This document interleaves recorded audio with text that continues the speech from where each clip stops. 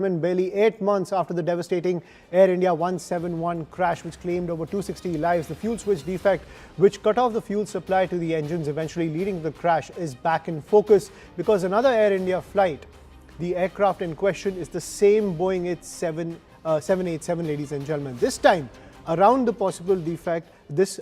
defect was identified in the pre-flight checks, resulting in the grounding of this particular aircraft. Reports indicate that the incident occurred on Monday during the pre-flight checks for Air India flight AI 132 from London Heathrow to Bengaluru. The pilot reported abnormal behavior of the left engine fuel control switch, which kept moving towards the cutoff from the run mode, a malfunction which could cut fuel supply to the engines, shutting them down and resulting in a similar tragedy like AI 171. But sources say Air India now has once again started inspecting the fuel control switches across its entire Boeing 787 Dreamliner fleet.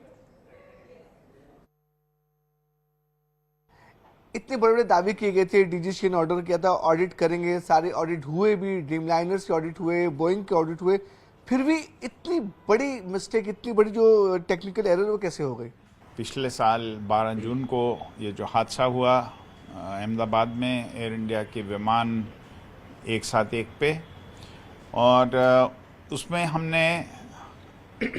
काफ़ी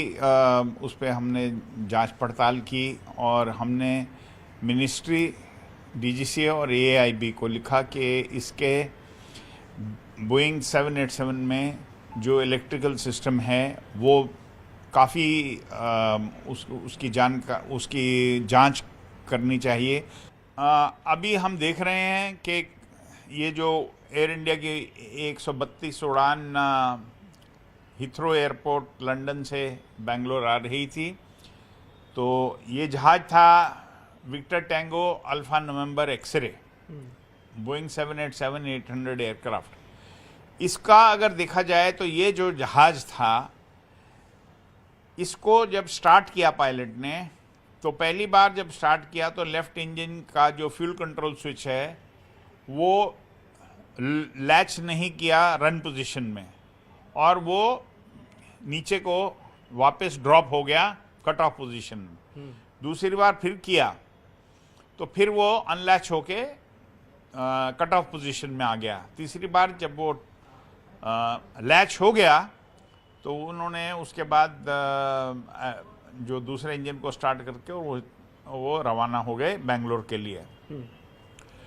मैं ये कहना चाहूँगा कि ये जहाज़ को जो कि ग्राउंड किया गया बेंगलोर के अंदर, ये पायलट को चाहिए था कि ये लंदन में इस जहाज़ को, ये जो फ्लाइट रिपोर्ट बुक में जो एंट्री की है, ये लंदन में होनी चाहिए थी और ये जहाज़ को लंदन में ग्राउंड किया जाना चाहिए था। ये किसी भी हालत में ये जहाज़ को की उड़ान भरनी नहीं चाहिए थी लंदन से बेंगलोर की तरफ।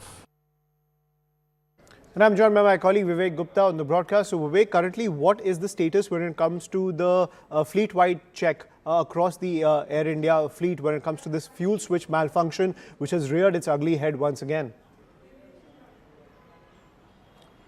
देखिए, आपको बताना चाहेंगे कि जिस तरीके से कल का जो इंसिडेंट सामने आया है, जिसमें फ्यूल स्विच कंट्रोल जो स्विच है वो काफ़ी ज़्यादा डिफेक्टिव पाया गया था, और ये बात अपने जो AI 132 जो लंदन से बेंगलोर की उड़ान भरी थी, उस पायलट ने अपने लॉग शीट में भी साफ तौर पे लिखा हुआ है कि लेफ्ट साइड के इंजन में जो फ्यूल स्विच था वो लैचेस यानी कि लॉक नहीं हो रहा था, और ये इंसिडेंट 2 बार हुआ था। उसके बावजूद भी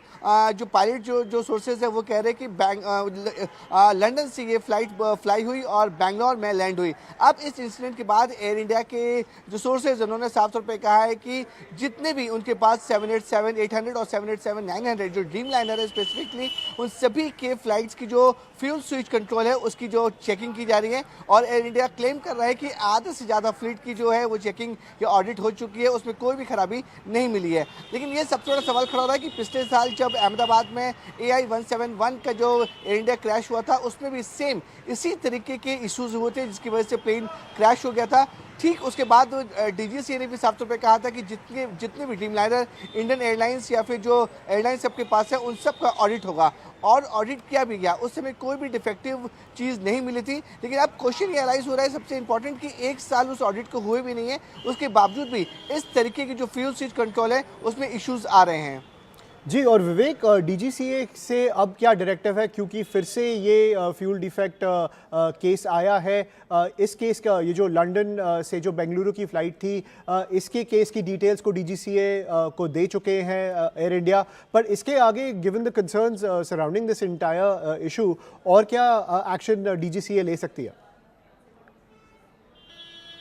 देखिए, ये जब भी इस तरह की कोई इंसिडेंट बनती है तो सबसे पहले जो इन्फॉर्मेशन है वो डीजीसी को दी जाती है। AI-132 जो लंदन